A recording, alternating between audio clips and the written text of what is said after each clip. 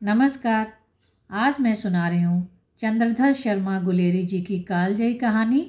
उसने कहा था।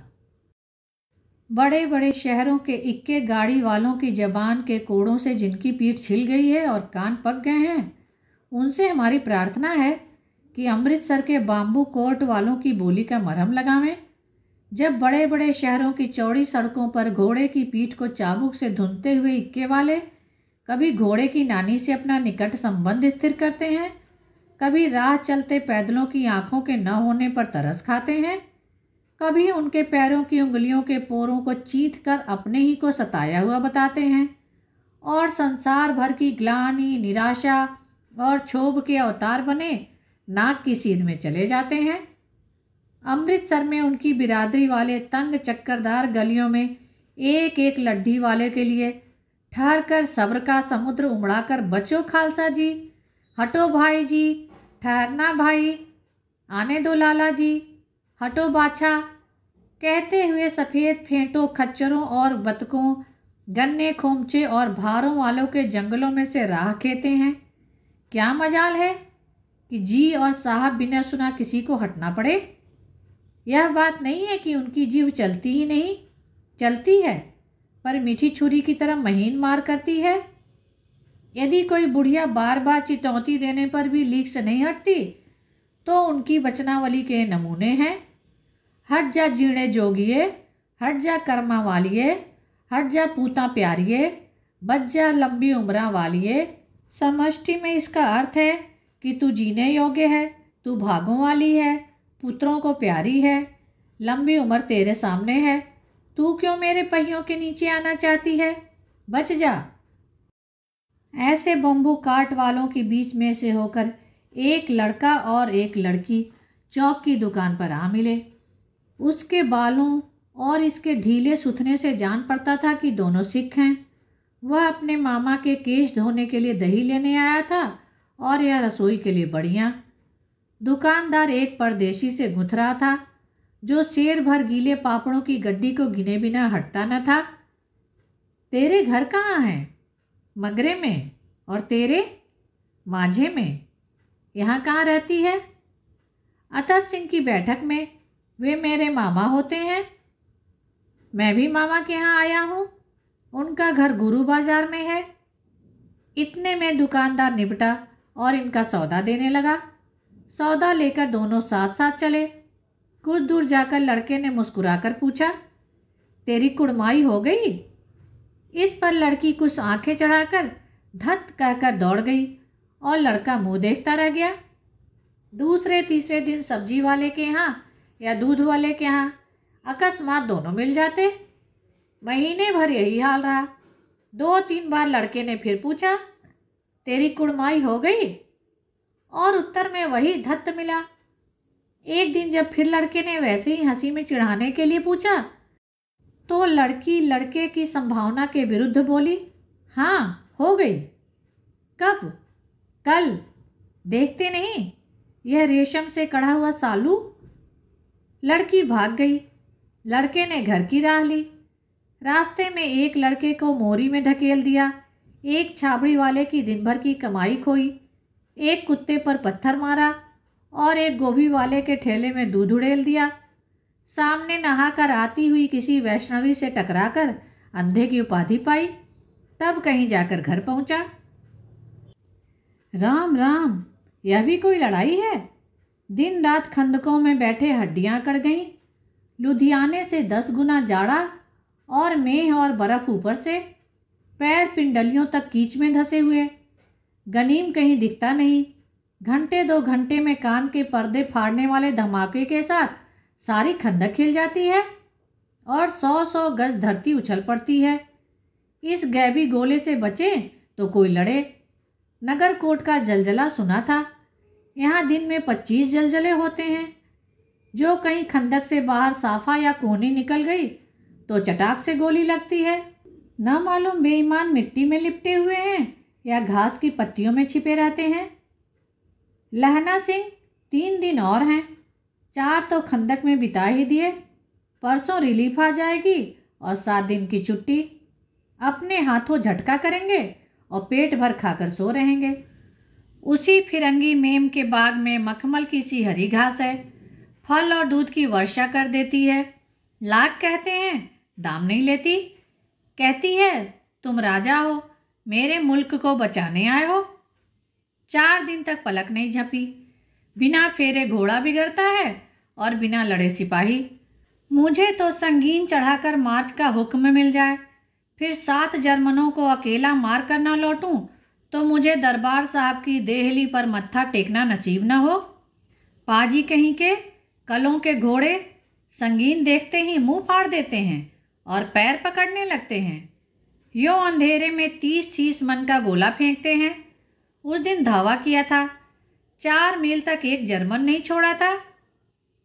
पीछे जनरल साहब ने हट जाने का कमान दिया, नहीं तो सीधे बर्लिन पहुंच जाते। क्यों? सूबेदार हजारा सिंह ने मुस्कुराकर कहा, लड़ाई के मामले जमादार या नायब के चलाए नहीं चलते। बड़े अफसर दूर की सोचते हैं। 300 मील का सामना है, एक तरफ बढ़ गए तो क्या होगा? सूबेदार सच है, लहना सिंह बोला, पर करें क्या? हड्डियों में तो जाड़ा धंस गया है। सूर्य निकलता नहीं और खाई में 2 तरफ से चंबे की बावलियों के से सोते झर रहे हैं। एक धावा हो जाए तो गर्मी आ जाए। उद्यमी उठ, सिगड़ी के कोले डाल।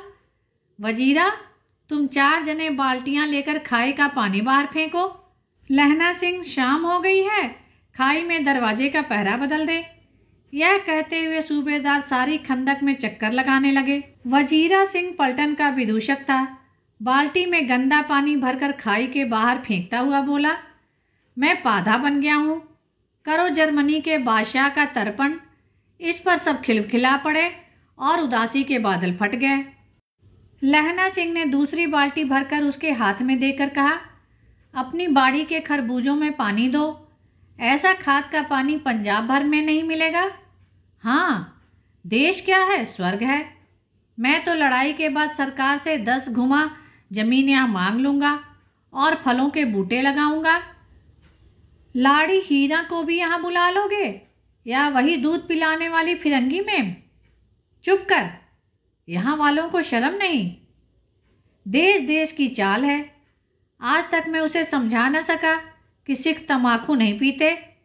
वह सिगरेट देने में हट करती है, होठों में लगाना चाहती है और मैं पीछे हटता हूँ तो समझती है कि राजा बुरा मान गया, अब मेरे मुल्क के लिए लड़ेगा नहीं।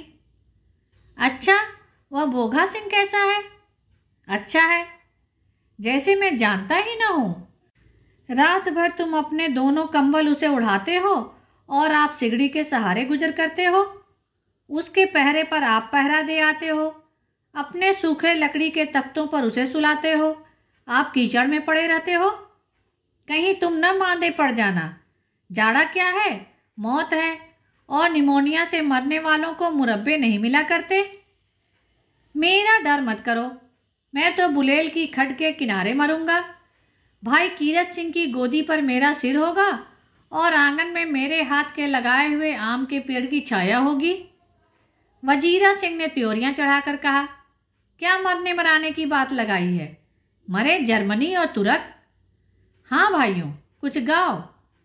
कौन जानता था कि दाढ़ियों वाले घरबारी सिख ऐसा लुच्चों का गीत गाएंगे? पर सारी खंदक गीत से गूंज उठी और सिपाही फिर ताजे हो गए, मानो 4 दिन से सोते और मौज ही करते रहे हों। दोपहर रात हो गई है, अंधेरा है, सन्नाटा छाया हुआ है। बोधा सिंह खाली बिस्कुटों के 3 टिनों पर अपने दोनों कंबल बिछाकर और लहना सिंह के 2 कंबल और 2 बरान कोट ओढ़कर सो रहा है। लहना सिंह पहरे पर खड़ा हुआ है। एक आंख खाई के मुंह पर है और एक बोधा सिंह के दुबले शरीर पर। बोधा सिंह कराहा, क्यों बोधा भाई, क्या है? पानी पिला दो। लहना सिंह ने कटोरा उसके मुंह से लगाकर पूछा, कहो कैसे हो? पानी पीकर बोधा बोला, कंपनी छूट रही है, रोम रोम में तार दौड़ रहे हैं, दांत बज रहे हैं। अच्छा, मेरी जर्सी पहन लो। और तुम? मेरे पास सिगड़ी है, मुझे गर्मी लगती है, पसीना आ रहा है। ना, मैं नहीं पहनता। 4 दिन से तुम मेरे लिए।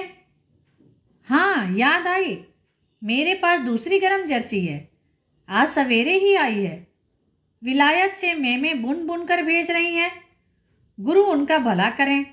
यों कहकर लहना अपना कोट उतारकर जर्सी उतारने लगा। सच कहते हो और नहीं झूठ? यों कहकर ना ही करते बोधा को उसने जबरदस्ती जर्सी पहना दी और खाकी कोट और जीन का कुर्ता भर पहनकर पहरे पर आ खड़ा हुआ। मेम की जर्सी की कथा केवल कथा थी। आधा घंटा बीता, इतने में खाई के मुंह से आवाज आई, सूबेदार हजारा सिंह। कौन? लप्टन साहब, हुकुम हुजूर, कहकर सूबेदार तनकर फौजी सलाम करके सामने हुआ। देखो, इसी दम धावा करना होगा। मील भर की दूरी पर पूरब के कोने में एक जर्मन खाई है, उसमें 50 से ज्यादा जर्मन नहीं है। इन पेड़ों के नीचे नीचे 2 खेत काटकर रास्ता है, 3-4 घुमाव है, जहां मोड़ है वहां 15 जवान खड़े कर आया हूं। तुम यहाँ 10 आदमी छोड़कर सबको साथ ले, उनसे जा मिलो। खंदक छीनकर वहीं, जब तक दूसरा हुक्म न मिले डटे रहो, हम यहाँ रहेगा। जो हुक्म। चुपचाप सब तैयार हो गए। बोधा भी कंबल उतारकर चलने लगा। तब लहना सिंह ने उसे रोका। लहना सिंह आगे हुआ तो बोधा के बाप सूबेदार ने उंगली से बोधा की ओर इशारा किया। लहना सिंह समझकर चुप हो गया। पीछे 10 आदमी कौन रहे, इस पर बड़ी हुज्जत हुई। कोई रहना न चाहता था।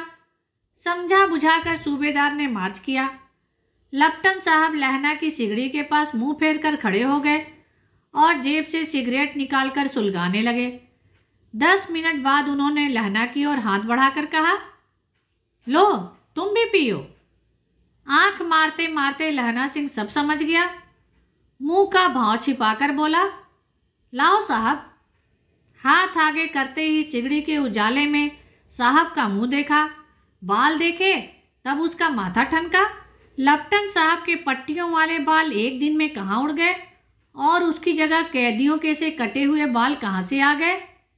शायद साहब शराब पिए हुए हैं और उन्हें बाल कटवाने का मौका मिल गया है। लहना सिंह ने जांचना चाहा। लप्टन साहब 5 वर्ष से उसके रेजिमेंट में थे। क्यों साहब, हम लोग हिंदुस्तान कब जाएंगे? लड़ाई खत्म होने पर। क्यों, क्या यह देश पसंद नहीं? नहीं साहब, शिकार के वे मजे यहाँ कहाँ। याद है, 5 साल नकली लड़ाई के पीछे आप हम जगाधारी के जिले में शिकार खेलने गए थे। हाँ हाँ, वहीं, जब आप खोते पर सवार थे और आपका खानसामा अब्दुल्ला रास्ते में एक मंदिर में जल चढ़ाने को रह गया। बेशक, पाजी कहीं का। सामने से वह नील गाय निकली कि ऐसी बड़ी मैंने कभी ना देखी थी, और आपकी एक गोली कंधे में लगी और पुट्ठे में निकली। ऐसे अफसर के साथ शिकार खेलने में मजा है। क्यों साहब, शिमले से तैयार होकर नील गाय का सिर आ गया था। आपने कहा था कि रेजिमेंट की मैस में लगाएंगे। हाँ, पर मैंने वह विलायत भेज दिया। ऐसे बड़े बड़े सींग 2-2 फुट के होंगे। हाँ लहना सिंह, 2 फुट 4 इंच के थे। तुमने सिगरेट नहीं पिया? पीता हूँ साहब, दिया सलाई ले आता हूँ, कहकर लहना सिंह खंदक में घुसा।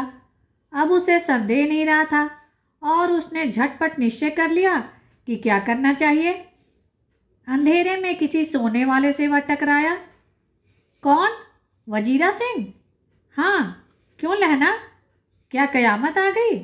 जरा तो आंख लगने दी होती। होश में आओ, कयामत आई है और लप्टन साहब की वर्दी पहन कर आई है। क्या?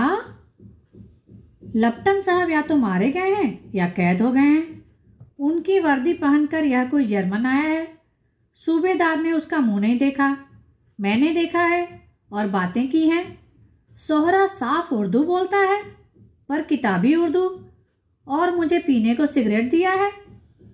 तो अब मारे गए। धोखा है। सूबेदार कीचड़ में चक्कर काटते फिरेंगे और यहाँ खाई पर धावा होगा, उधर उन पर खुले में धावा होगा। उठो, एक काम करो, पलटन के पैरों के निशान देखते देखते दौड़ जाओ।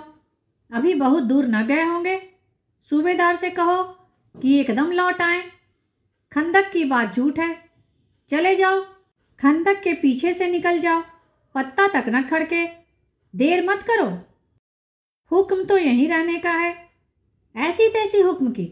मेरा हुक्म, जमादार लहना सिंह का, जो इस वक्त यहाँ सबसे बड़ा अफसर है, उसका हुक्म है। मैं लप्टन साहब की खबर लेता हूँ। पर यहाँ तो तुम 8 ही हो। 8 नहीं, 10 लाख। एक एक अकालिया सिख 1.25 लाख के बराबर होता है। चले जाओ। लौटकर खाई के मुहाने पर लहना सिंह दीवार से चिपक गया। उसने देखा कि लप्टन साहब ने जेब से बेल के बराबर के 3 गोले निकाले। तीनों को एक एक जगह खंदक की दीवार में घुसेड़ दिया और तीनों में एक तार सा बांध दिया। तार के आगे सूत की एक गुत्थी थी, जिसे सिगड़ी के पास रखा। बाहर की तरफ एक दिया सलाई गुत्थी पर रखने ही जा रहा था, बिजली की तरह दोनों हाथों से उल्टी बंदूक को उठाकर साहब की कोहनी पर तान कर दे मारा।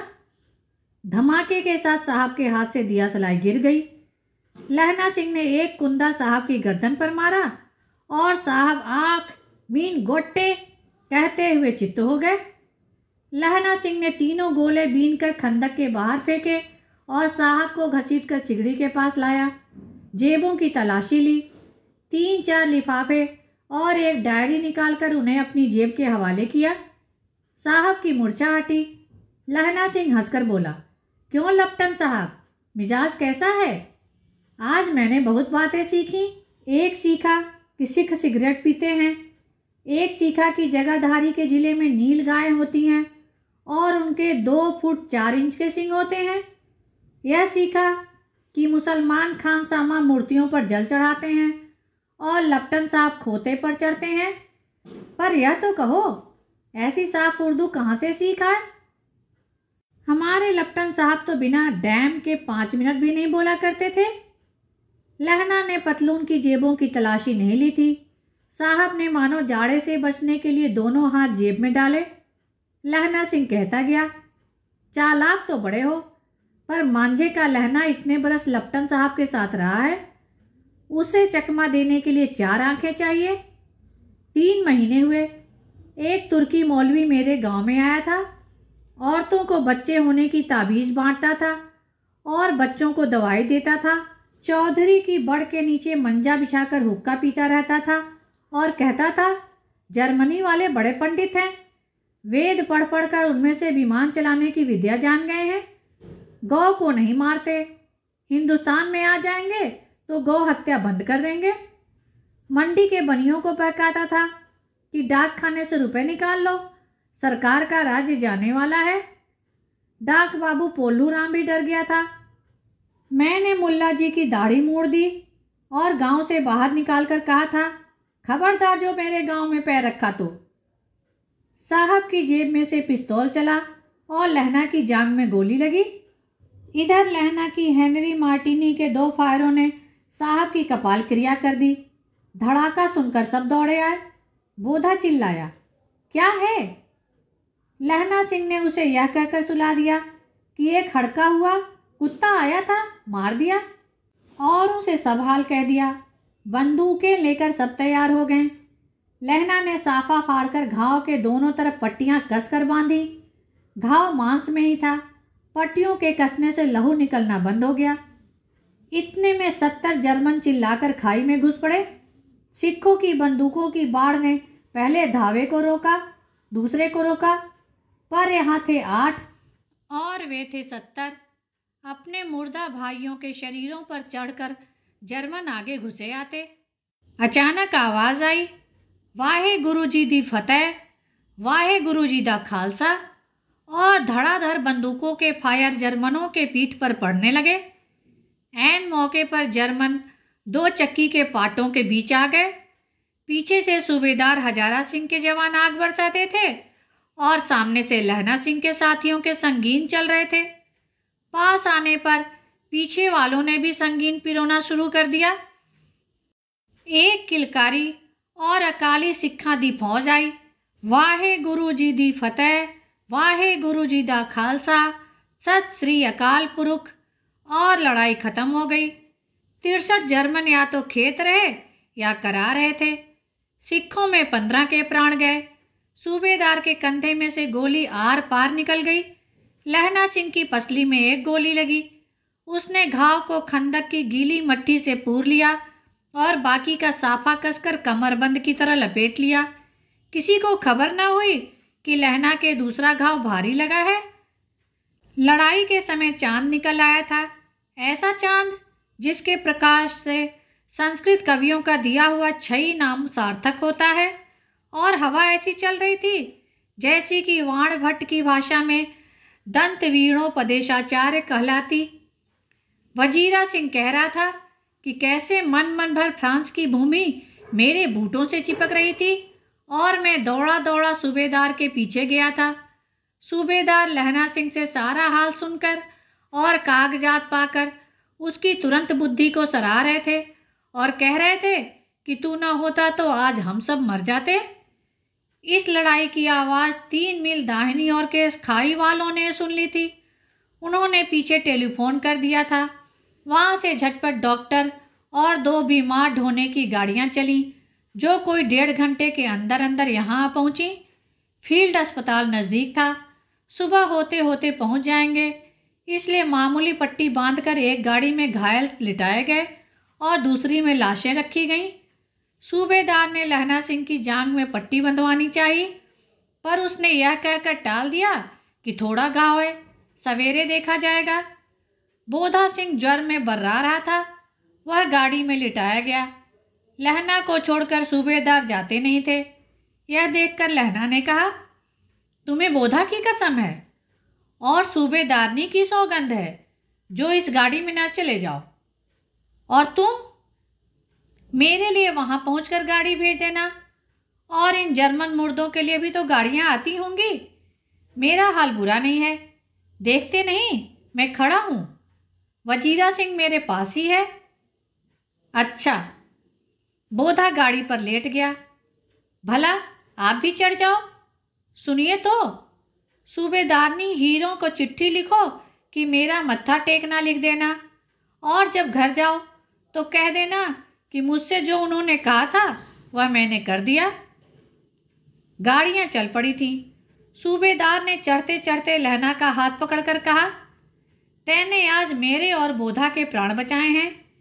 लिखना कैसा, साथ ही घर चलेंगे। अपनी सूबेदारनी से तुम ही सब कह देना। उसने क्या कहा था? अब आप गाड़ी पर चढ़ जाओ, मैंने जो कहा वह लिख देना और कह भी देना। गाड़ी के जाते ही लहना लेट गया। वजीरा पानी पिला दे और मेरा कमरबंद खोल दे, डर हो रहा है। मृत्यु के कुछ समय पहले स्मृति बहुत साफ हो जाती है। जन्म भर की घटनाएं एक एक करके सामने आती हैं। सारे दृश्यों के रंग साफ होते हैं। समय की धुंध उस पर से बिल्कुल हट जाती है। लहना सिंह 12 वर्ष का है। अमृतसर में मामा के यहाँ आया हुआ है। दही वाले के यहाँ, सब्जी वाले के यहाँ, हर कहीं उसे एक 8 वर्ष की लड़की मिल जाती है। जब वह पूछता है कि तेरी कुड़माई हो गई, तब धत कहकर भाग जाती है। एक दिन उसने वैसे ही पूछा तो उसने कहा, हाँ कल हो गई। देखते नहीं यह रेशम के फूलों वाला सालू। सुनते ही लहना सिंह को दुख हुआ, क्रोध हुआ। क्यों हुआ? वजीरा सिंह पानी पिला दे। 25 वर्ष बीत गए। अब लहना सिंह नंबर 77 राइफल्स में जमादार हो गया है। उस 8 वर्ष की कन्या का ध्यान न रहा। न मालूम वह कभी मिली थी या नहीं। 7 दिन की छुट्टी लेकर जमीन के मुकदमे की पैरवी करने वह अपने घर गया। वहाँ रेजिमेंट अफसर की चिट्ठी मिली कि फौज लाम पर जाती है, फौरन चले जाओ। साथ ही सूबेदार हजारा सिंह की चिट्ठी मिली कि मैं और बोधा सिंह भी लाम पर जाते हैं, लौटते हुए हमारे घर होते जाना, साथ चलेंगे। सूबेदार का गांव रास्ते में पड़ता था और सूबेदार उसे बहुत चाहता था। लहना सिंह सूबेदार के यहाँ पहुंचा। जब चलने लगे तब सूबेदार बेड़े में से निकल कर आया। बोला, लहना, सूबेदारनी तुझको जानती है, बुलाती है, जा मिला। लहना सिंह भीतर पहुंचा। सूबेदारनी मुझे जानती है? कब से? रेजिमेंट के क्वार्टरों में तो कभी सूबेदार के घर के लोग नहीं रहे। दरवाजे जाकर मत्था टेकना रहा। असीस सुनी। लहना सिंह चुप। मुझे पहचाना नहीं? तेरी कुड़माई हो गई। धत, कल हो गई। देखते नहीं रेशमी बूटों वाला सालू अमृतसर में। भावों की टकराहट से मूर्छा खुली, करवट बदली, पसली का घाव बह निकला। वजीरा पानी पिला, उसने कहा था। स्वप्न चल रहा है। सूबेदारनी कह रही है, मैंने तो तेरे को आते ही पहचान लिया। एक काम कहती हूँ, मेरे तो भाग फूट गए। सरकार ने बहादुर का खिताब दिया है, लायलपुर में जमीन दी है। आज नमक हलाली का मौका आया है, पर सरकार ने हम तीमियों की घघरिया पलटन क्यों न बना दी, जो मैं भी सूबेदार जी के साथ चली जाती। एक बेटा है, फौज में भर्ती हुए उसे 1 वर्ष ही हुआ है। उसके पीछे 4 और हुए, पर एक भी नहीं जिया। कहकर सूबेदारनी रोने लगी। अब दोनों जाते हैं। मेरे भाग। तुम्हें याद है, एक दिन तांगे वाले का घोड़ा दही वाले की दुकान के पास बिगड़ गया था। तुमने उस दिन मेरे प्राण बचाए थे। आप घोड़े की लातों में चले गए थे और मुझे उठाकर दुकान के तख्त पर खड़ा कर दिया था। ऐसे ही इन दोनों को बचाना, यह मेरी भिक्षा है। तुम्हारे आगे मैं आंचल पसारती हूँ। रोती रोती सूबेदारनी ओबरी में चली गई थी। लहना भी आंसू पोंछता हुआ बाहर आया था। वजीरा सिंह पानी पिला, उसने कहा था। लहना सिंह का सिर अपनी गोद में रखे वजीरा सिंह बैठा है। जब मांगता है तब पानी पिला देता है। आधे घंटे तक लहना चुप रहा, फिर बोला, कौन? कीरत सिंह? वजीरा ने कुछ समझकर कहा, हाँ। भैया, मुझे कुछ ऊंचा कर ले, अपने पट्टे पर मेरा सिर रख ले। वजीरा ने वैसा ही किया। हाँ, अब ठीक है, पानी पिला दे। बस अब के हाड़ में यह आम खूब फलेगा। चाचा भतीजा यहीं बैठकर आम खाना। जितना बड़ा तेरा भतीजा है उतना ही यह आम है। जिस महीने उसका जन्म हुआ था उसी महीने मैंने इसे लगाया था। वजीरा सिंह के आंसू टप टप टपक रहे थे। कुछ दिनों पीछे लोगों ने अखबारों में पढ़ा, फ्रांस और बेल्जियम 68वीं सूची, मैदान में घावों से मरा, नंबर 77 सिख राइफल्स, जमादार लहना सिंह। धन्यवाद। कहानी को लाइक करें और शेयर करें। मेरे चैनल को सब्सक्राइब कर लें, जिससे सभी कहानियाँ आपको समय पर मिल जाएं।